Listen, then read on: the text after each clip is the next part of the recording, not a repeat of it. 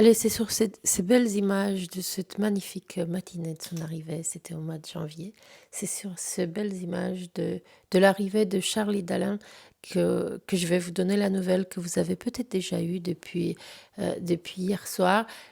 Charlie Dalin, le grand vainqueur de la 10e édition du Vendée Globe, ne sera pas au Sable d'Olonne pour la remise de prix ce samedi. Moi, j'y serai live. Nous reviendrons évidemment sur toute la remise de prix. C'est la première fois de ma connaissance. J'habite au Sable d'Olonne, je suis le Vendée Globe depuis 2000. Et je crois que c'est la première fois qu'il n'y aura pas le vainqueur à la remise des prix. Il y a une bonne raison à cela, c'est que Charlie Dalin a vraisemblablement de soucis de santé. Il a eu une opération qui l'empêche d'être physiquement présent ici. De toute façon, la rumeur enflait depuis quelques jours au Sable d'Olonne et c'est officiel depuis hier soir. Il ne sera pas là. Et je vous cite, suite à une importante intervention chirurgicale, Charlie est actuellement dans une phase de convalescence post-opératoire qui lui prend plus de temps que prévu car elle est combinée avec sa récupération post-Vendée Globe. Il est donc contraint de réduire ses déplacements et d'annuler ses interventions prévues dans les semaines à venir. Le président et toute l'organisation du Vendée Globe adressent tout leur soutien à Charlie et lui souhaitent un prompt rétablissement. Conformément aux souhaits de Charlie et de Massif, aucune autre déclaration ne sera faite dans les prochains jours. Voilà, donc vous savez ce qui se passe dans ces cas-là.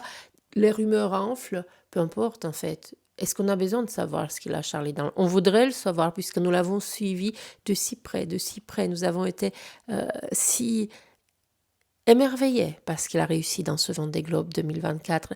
Vous rappelez-vous comment il a descendu l'Atlantique, comment il a mené la flotte tambour battant jusqu'à Cape Town déjà, et ensuite tout au long des mers du Sud. Vous rappelez-vous comment, lorsque tout le monde est allé éviter la tempête, lui et Sébastien Simon sont allés descendre plus au sud dans la tempête. Vous rappelez-vous tout ce que Charlie Dalin nous a apporté pendant ce Vendée Globe 2024? C'était superbe. C'était tellement beau, il nous a tellement fait rêver, il a poussé les limites de ce Vendée Globe, de ces bateaux tellement loin que la barre, après lui, pour le prochain Vendée Globe, est mise très haut. Je crois, après lui, après les autres aussi, parce que pour faire un excellent premier, il faut un excellent deuxième, il faut aussi un bon troisième, il faut aussi une sacrée flotte derrière. Donc voilà, mes amis, pour aujourd'hui, on va se quitter sur ces images de l'arrivée de Charlie Dalin, que vous aviez déjà vu sur ma chaîne YouTube, et puis on va se retrouver samedi pour le live. Je vais aller voir les skippers d'abord. Ensuite, on va faire le live de ce spectacle qui a lieu sur le chenal. Alors, dans le programme, il y a 18h30 remontée du chenal par les skippers, mais pas à bord des IMOCA qui ne sont pas là, mais à bord d'autres bateaux. Et ensuite, un immense feu d'artifice avec des spectacles de drones. Cela semble assez spectaculaire.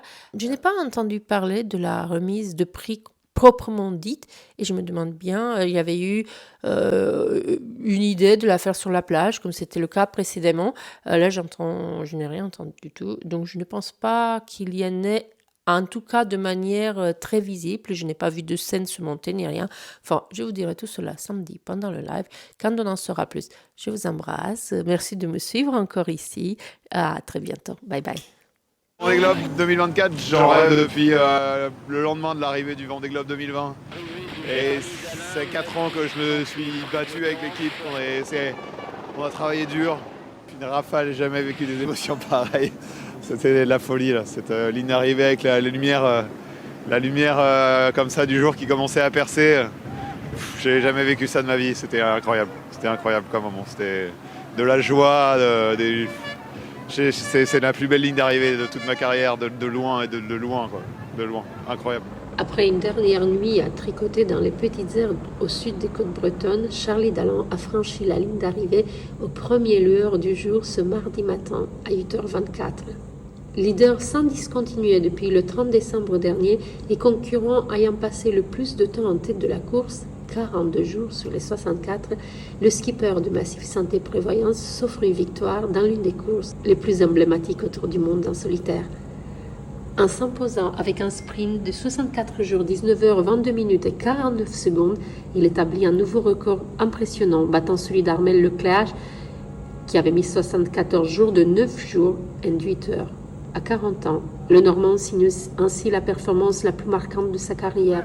Bah voilà, Michel Desjoyaux reste le seul double vainqueur, mais je suis heureux de partager avec lui le fait d'avoir franchi 2 fois en premier la ligne d'arrivée de cette course mythique. Voilà, je suis fier de partager ça avec lui. Il faudrait que je revienne une 3e fois pour le rejoindre au club de la double victoire. Mais ouais, voilà, je suis vraiment heureux de 2 fois de suite là, d'arriver à franchir cette ligne. Mais je pense que ma copie 2024, elle est vraiment à maturité, elle est vraiment meilleure, une qualité bien supérieure à ce que j'ai pu sortir en 2020, même si 2020 était déjà super. Mais voilà, je suis vraiment content de mes trajectoires, de mes choix.